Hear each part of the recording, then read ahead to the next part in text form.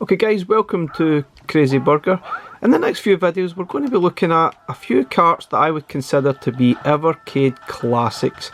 Now interestingly enough, these are games that I've never actually reviewed on the channel. There were 3 carts that were released in the first period of the EVERCADE, probably in the first month or so that the EVERCADE was actually released in 2020. So guys, what we're going to do is go through these carts, give you my opinions of them and why you should have them in your collection.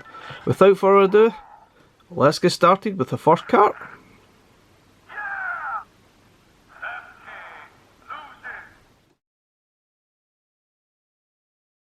So the first cart that I'm going to be looking at is Data East Collection 1.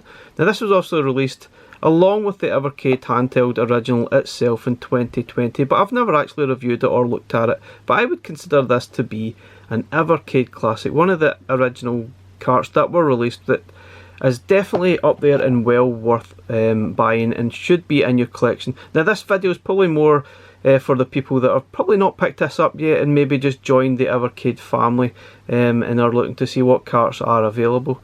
This one has 10 games and it has quite a few of recognised titles here that you'll definitely remember from back in the day with your Mega Drives, NESes or Mega Drive, Genesis, SNESes for example. Let's have a quick look at the manual. There's the lovely cart. Quick look at the manual before we actually jump onto the handheld, then the VS. You can see all the details here, some tips if you need it. You got Burger Time, you got Bad Dudes, you got Burning Rubber, you've got 2 Crude Dudes, Fighter's History, Karate Champ, you got Joe and Mac 2, Lost in the Tropics, you got Magical Drop 2, Midnight Resistance, and Side Pocket. This little manual really is quite cool. It's worth a little read to get some tips and pick up what the controls are. It's really nice. I definitely love the touch of these manuals that have been included. And what you can see here, even just by looking at the manual, there's a good bit of variety on this cart. But let's have a look at the games and I'll give you my opinions as we go. So even now, I think this game is still the best beat 'em up on the EVERCADE. I absolutely love Fighter's History, and it's definitely a reason to keep jumping back to this cart, Data East 1. It really stands up really well. I think it's fantastic. So what I'm going to do, guys, is put this up to the VS, and we'll play through all the games, and I'll give you my opinion of this cart overall and each game. Without further ado, let's go on the VS and let's get started.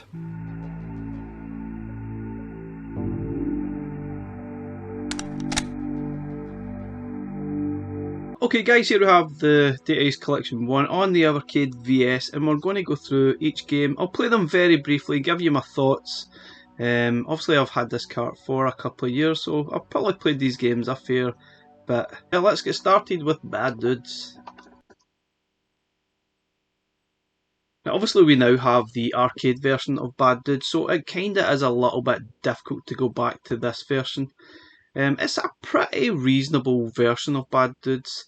The only thing is, obviously, it's tough because Bad Dudes Arcade is probably the one to actually play. This is the NES version, and it's a fairly decent conversion.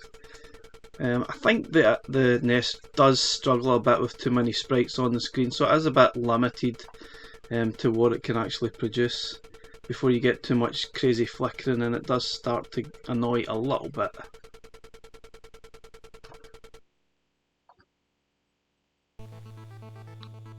I mean, graphically it's actually not bad. I mean, I suppose if this was what your options was back in the day, you'd probably be pretty happy with this. Obviously there's not quite as many sprites as you see in the arcade version, it's kind of limited. And obviously there's a heck of a lot of flickerings on. It's not amazing, but it is certainly playable.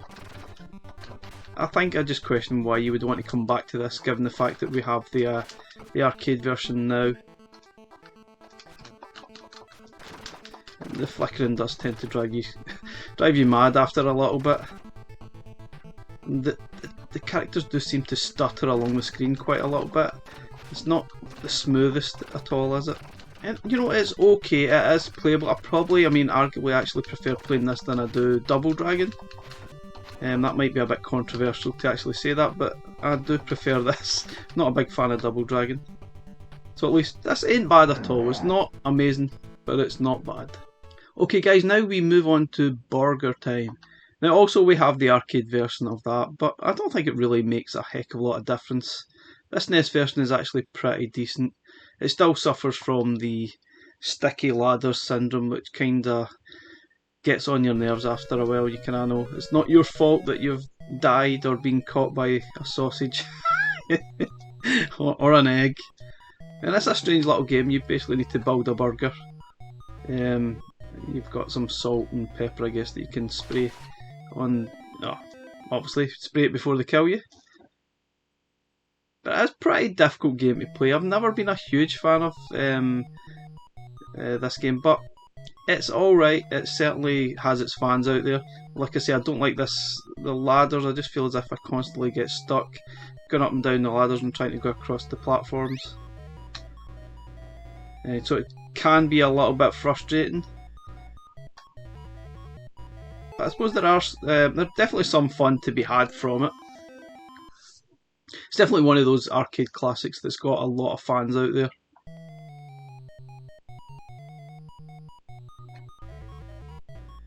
Not a huge fan myself. I've never really got that far in the game either, to be honest.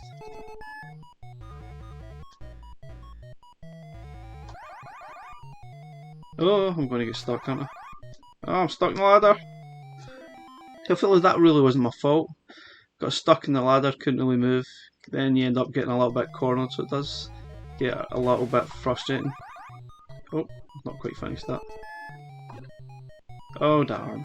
So I feel sometimes the controls are a little bit sticky. Oh, there we go again, I've just not quite got it in line. Crafty sausage. Oh no. Oh no, I'm stuck again. No, it didn't go down. So, you know, it's not bad, but I just feel sometimes those controls do stick and cause a little bit of frustration. Okay guys, next on the list we have Burning Rubber. Let's get stuck into that. Again, this is another NES version. We definitely have a lot of NES games on the EverCade. Kind of I wonder why it always has to be the NES versions. There's obviously plenty of games out there that was NES. I've definitely played this game a lot. And basically you need to rescue someone, I guess it was your girlfriend, I can't remember what one it is, to barge all these cars out of the way. It's not really a race as such, you're really just trying to survive to the end. Make sure you pick up the P, because that's like your, I don't know what it is, petrol. Oh, you need to jump the gaps, forgot about that. So you get that warning before you're about to get a jump, so you just need to remember what the jump button is. Hold on, let's check the controls. The jump button is B. Oh, that wasn't working for me. Oh, you need to be at a certain speed before you can actually jump. Yeah, there you go. So you can actually jump on the other cars as well and get extra points. And that can be frustrating. Oh.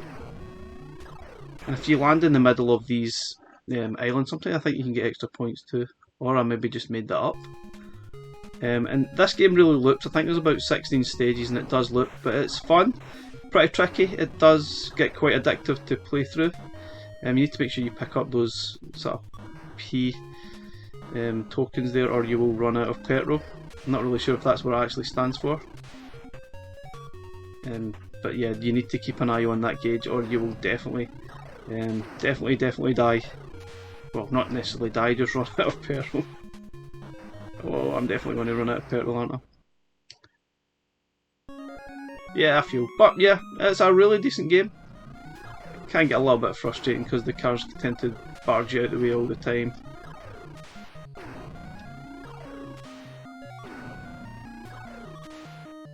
Great little soundtrack. Oh, I think I've jumped the wrong time there. No. Oh, damn. Very tricky, but you'll soon learn the different scenes. Maybe try and time it a little better. Oh.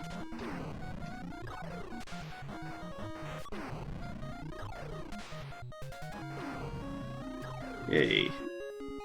Pretty fun game, really enjoy this one. Does get better the more you actually play it and understand what you're supposed to do. Amazingly, you can get more points if you don't crash any cars at all, which is actually quite a tricky thing to do in itself. Okay guys, now we move on to Fighters History, which I'm going to say is probably one of my most favourite games on the Evercade, especially beat 'em ups. This is probably the one that sticks out for me. One-on-one beat 'em ups. We don't really have a lot of them, and this one is definitely the best one. It's a kind of a Street Fighter clone, and I actually maybe secretly prefer this one to Street Fighter. I believe this is the SNES version we have of Fighters History. You've got your options. We'll just jump into a standard game. Got the choice of a few different characters here.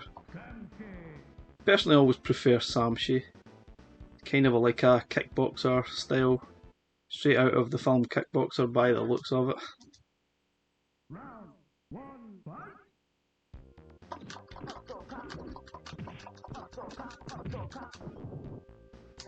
Pretty hard. It takes some time to actually get used to.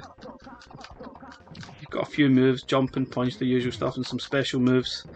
Characters all have sort of specific weaknesses that if you hit you can daze them.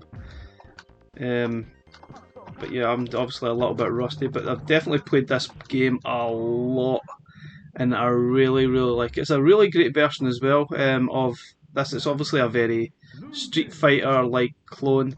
Sometimes it can be really tricky to get anywhere, but you just need to keep persevering. Figure out what your moves are, figure out what the weaknesses are of each of these characters and get stuck in. I think there's about 6 stages or so, something like that. You through all the fighters and fight the boss, then obviously a sneaky final boss. Yeah, but it's great, really good. Thoroughly enjoy it. I still think it's one of the best fighters on the Evercade. I would love to see more of these style of games. Obviously we'd love to see Street Fighter, but for now we'll have to make do with Fighters History. It's a decent game for sure. Okay guys, now we're on to Joe & Mac 2 Lost in the Tropics. It's kind of a caveman style scrolling platforming beat 'em up kind of thing. There's a few moves, jump and attack, the usual stuff. Anyway, let's get started. Now honestly I've not actually played this one a lot. Just a little bit. I definitely enjoyed it, but it kind of gets pretty tricky as you progress through the sort of stages. But you know, it's not bad. I can't remember playing much of the first one either, to be honest. Definitely well aware of the game, but never really played it in any depth. Okay, so you've got some basic controls. Jump, and you've got your club. I think if I recall there is a little bit of variety of things that you can actually do and collect. Can't remember what the purpose of the game was. Just don't die. You need to collect certain things. Oh. I don't really know why I've not really played this as much. Obviously graphically it looks really nice. I'm pretty sure this is probably SNES. I might be wrong, could be Mega Drive. Can't really recall. But yeah, I've definitely never played it. It's probably because it is actually quite tricky. Those guys just jump at you before you know it. You need to keep swinging that back. Oh, you've got health there as well, which helps. There must be a purpose of things you need to collect. You can see that at the top screen there is things to collect. I think I probably stopped playing it because it was pretty difficult. Maybe. You know, I don't really like games that are too difficult and cause too much frustration, especially in my old age. Gets a little bit annoying. If this is your type of thing, then you might get more enjoyment out of it. I think it definitely deserves more play from me, to be honest. I'm not sure why I haven't played it as much. Oh, is that a collectible? Don't know. Can't collect it. No, don't know. Whoa. Fall. Oh yeah, these bits are a little bit annoying. There's a secret passage to it, it's locked. Oh. These bits are a little bit annoying. You need to jump at the right time so you can get to this part, and then that part, and then up here. Yeah, quite annoying. And then what the heck was I trying to do there? Joe used the key. Yay. I think this one definitely deserves a little bit more play. It seems very promising. I really need to revisit this one. I'm kind of surprised I never really got back to it.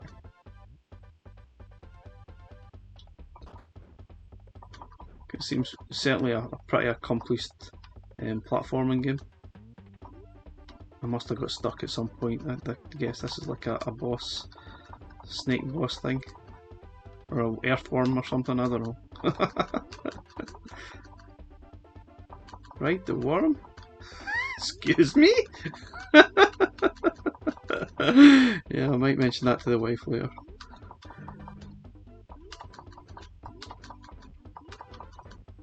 Okay guys, I think we've seen enough of that. I think I definitely need to play this one a little bit more. It's certainly pretty accomplished. It's certainly something that deserves a little bit more play. Very colourful, decent gameplay. It's not bad. I guess I need to jump on that to go up the platform. But yeah, let's move on to the next game. Okay guys, on to Karate Champ. I'm kind of surprised this one's on here because it's kind of a basic. It's not one you're really going to go back and play constantly.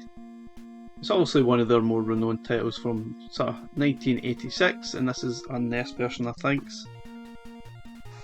It does look pretty basic.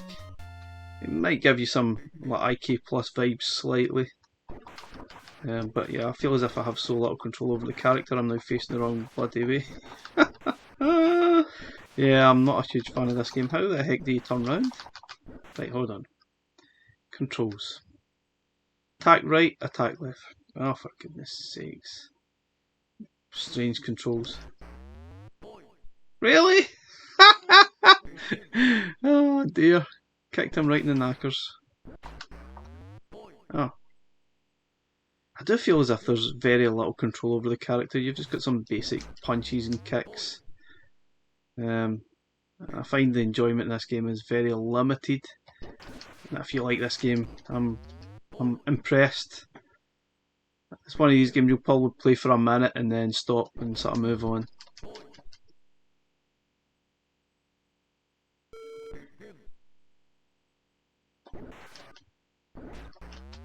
Oof. I suppose as an early example of this sort of genre, it's actually not bad at all, but I think considering we've probably moved on quite a lot, it definitely seems to have inspired like international karate and IK Plus for sure, the looks of it, which are far superior games. So if you want a karate game on the EverCade, it's IK Plus, guys. Get it started. Come on, we need it. But this, it's basically minutes of fun, and that's all I'm going to say about that. Okay guys, now we're on to Magical Drop, which is clearly a kind of a bust-a-move style puzzle game. I've not actually played this one too much, and I do like my puzzle games too, so that's strange. Let's go for it. Magical Drop. Let's get started. Endless mode. We've got a very similar arcade game as well on one of the arcade carts. Might be the Data East arcade collection, funny enough. Let's do the battle mode.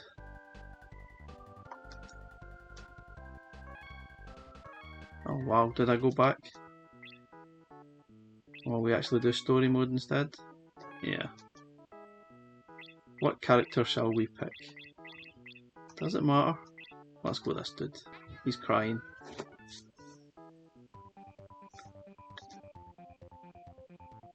Oh man, that's the story? Okay. Yep, I'm totally immersed in that story. What is dripping down? Is that... are these arrows or... oh, I don't know, I'm lost. Okay, so this one, I believe you need to grab and then push them up, and then they disappear if you get more than... is it a 3? Is it? I think it's 3. Oh no. Something like that, yeah, so it's like 3 or more. So grab them up. It's kind of like opposite bust-a-move almost. Oh, I'm getting completely trounced here. Need to concentrate more. Something I'm not good at. Oh, that's better. So the challenge level is pretty high. That's maybe why I never played too much of it. Obviously, don't want a game that's too difficult, do I? Terrible. It's definitely got that addictiveness to it. It's like Bust a Move. I don't think it's quite as good as Bust a Move though. But I think it will definitely be more rewarding the further you play into this game. Obviously playing a fairly competitive story mode here that the other character is doing really well. I'm kind of struggling a little bit. That's kind of even, I think. Oh, where did I go? There.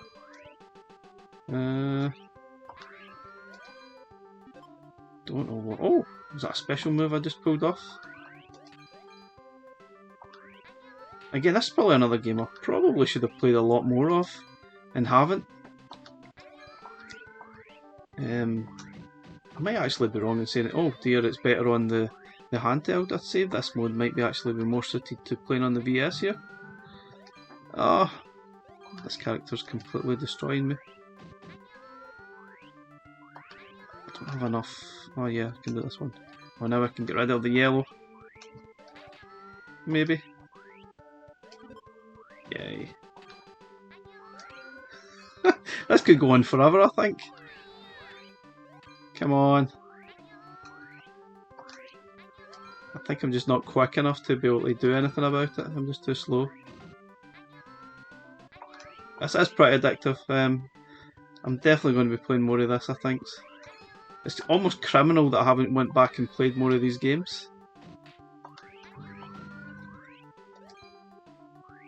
But I'll definitely have to, because there's some absolute classics here that I really should play more. That was really difficult, even though that was normal mode.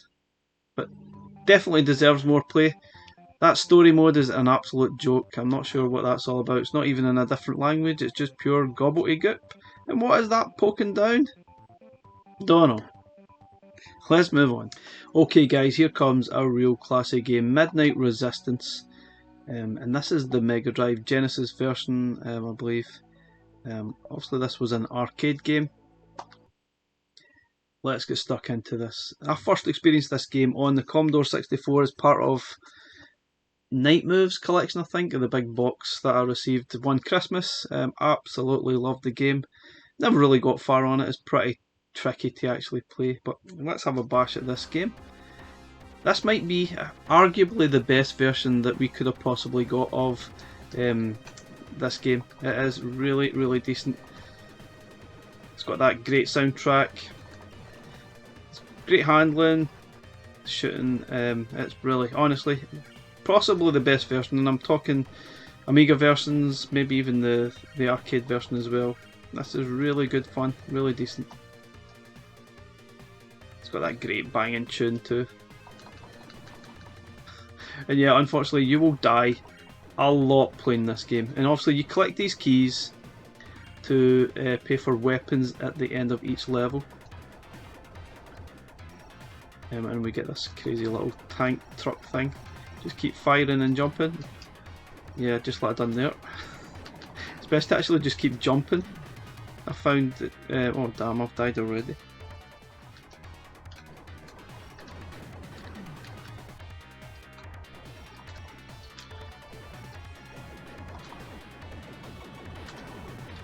Hey, oh, don't remember that last grenade, last stitch to try and defeat you. So a little bit more care and attention that time, and we are finishing the first level. Definitely a firm favourite for me, I absolutely love it. It is brutally difficult though. You've got a choice of the different weapons you could probably pick here. Let's go with three-way. Obviously you've got limited bullets with this, so it doesn't last a long time. Or you could buy yourself some more bullets, that would be a good idea. Yep. One up, oh yeah, we definitely need that. So yeah, utilise those keys, collect them, and upgrade at the end of each level. Oh damn, die immediately. I love the soundtrack to this game as well, it's absolutely fantastic. It definitely has you humming along. Just a pity the game is so brutally difficult. It's certainly a little bit off-putting. You won't really get far unless you're a lot better gamer than me. Ah! And then frustrating, your best weapon goes up way high and you can't actually reach it. No, can't reach it. Come on. Yeah, got it.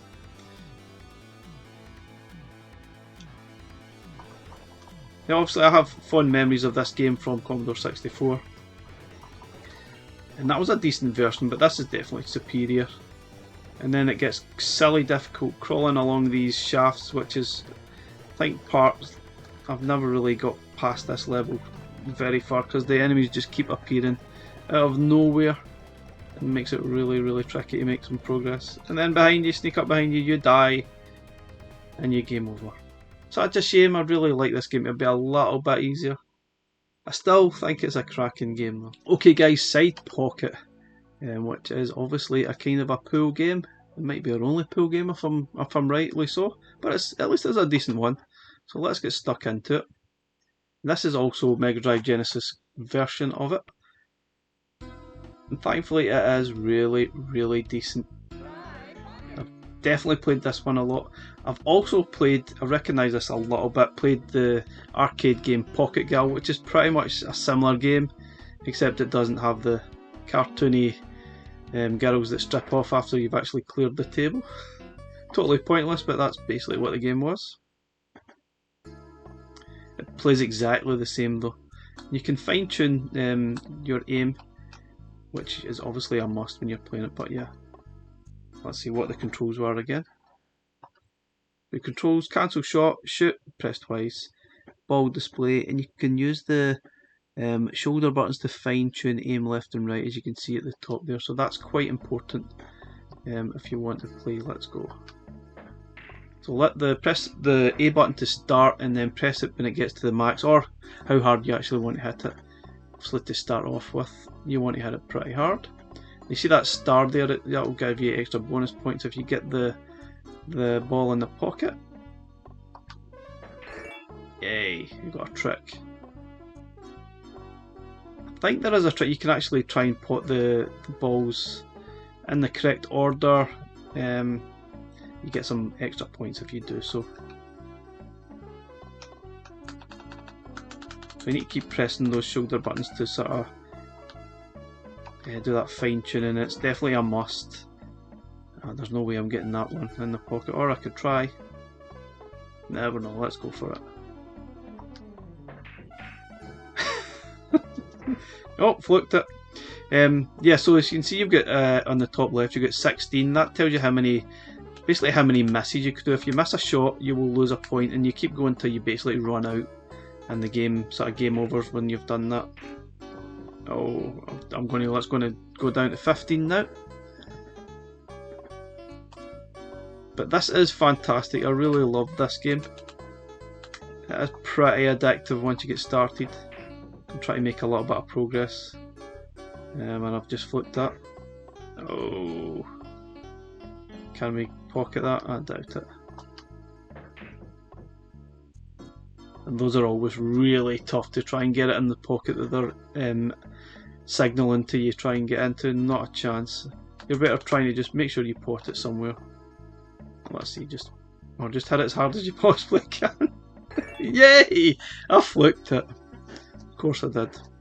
And after each stage you get some kind of bonus stage, which just seem impossible. You can see that if you put them in the right sort of sequence, you get more points. You got number sequences or colour sequences, it depends what you prefer, what you want to do. And this one is tricky. It needs to be perfect. Perfect. Yeah, I've just smashed the glass. Nope. Anyway, this is a great game. I could keep playing. It doesn't really change an awful lot. Really like it. It's fantastic. Unfortunately, it is, if I'm right, it's their only pool snooker game. I might be completely wrong, but I don't remember any other games like that. And we definitely need maybe some more. Maybe a kind of 3D one would be even better. We had stuff like Jimmy White's Pool, World 1 Snooker, I think, on the Mega Drive. That would be nice, but that could be all sorts of crazy licensing issues. I'm pretty sure there's other stuff out there. There was lots of things like 3D Pool on different formats, but yeah, we'll wait and see. Maybe we'll get one, maybe we won't. Right now we have to sort of use this, but at least this is a really decent pool game. Let's move on, guys, to the last game. Okay, guys, we're on to the last game. It's Two Crude Dudes, also known as something else, isn't it? I can't remember what it is, but it's got two names depending which sort of part of the world you're from. It could be Crude Brothers or something. I can't really remember what it was. It might actually tell you in the blurb, will it? No, it doesn't actually say. Oh wait a minute, hold on. Did that say Bad Dudes? The follow-up. Oh, this is the follow-up to Bad Dudes. Interesting. So pretty simple. Kick, punch, jump, grab objects and throw. Let's get stuck into it. This ain't bad. It might be one of the better sort of side-scrolling beat-em-ups. If I recall though, the arcade version was really tough. Obviously arcade being arcade, it just wants you to add more coins. But this version again is a Mega Drive Genesis version, and it's very, very close to the arcade. It's just maybe missing a little bit of sort of speech here and there, and maybe just a little bit of differences in the graphics, but it's really, really close. It's definitely a very decent version. Crude Buster, that's it, I knew it would come to me. Crude Buster was what the name was, maybe in the East, maybe in China? Perhaps. So it's definitely known as two different things, but it's the same game. So you can lift up items and chuck them at the... you can also lift up the the people and chuck them. Brilliant. I think that's what stood out for me when I played it in the arcades back in the day, is that you could pick up items and throw it. That was kind of not a common thing in a lot of the games, at least that I remember playing. It is really decent, it is pretty difficult. Definitely what stuck out is the large characters and sprites, and obviously picking up the characters was funny. And a little bit of speech as well, here and there. Not as much in this version. You can also pick up the car, which is kind of laughable.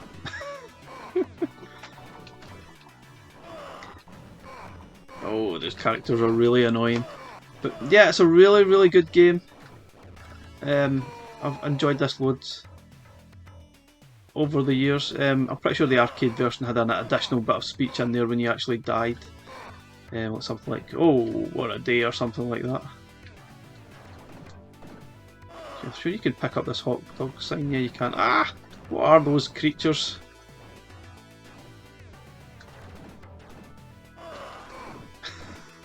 Yeah, it's definitely fun picking these characters up.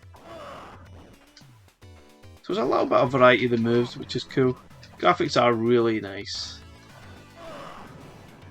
Let's see if we can go down the levels up. Oh, I hate those little dudes.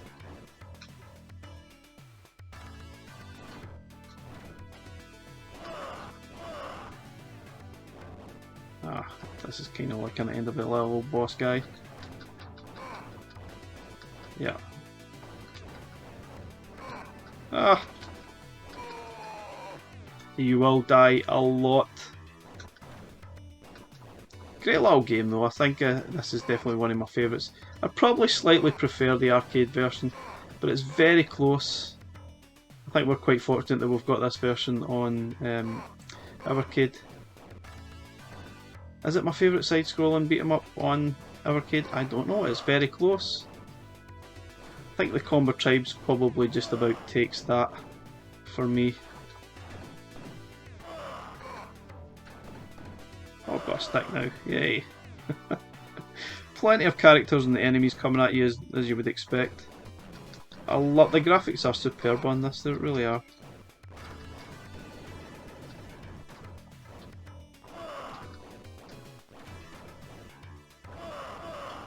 So guys, that's our look at Data East Collection 1. Never reviewed it back when it was released, but it's definitely a really good collection of games. Lots of variety. There's a few maybe I don't really like as much, but as an overall cart, this is great value for money. 10 really decent games.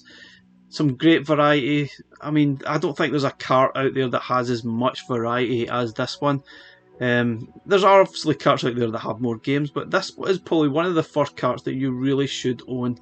It's absolutely fantastic. If you haven't picked up yet, or you're just new to EverCade, then have a look. You will find something that you'll probably like. There's a few classic games on here that you should definitely have on your EverCade.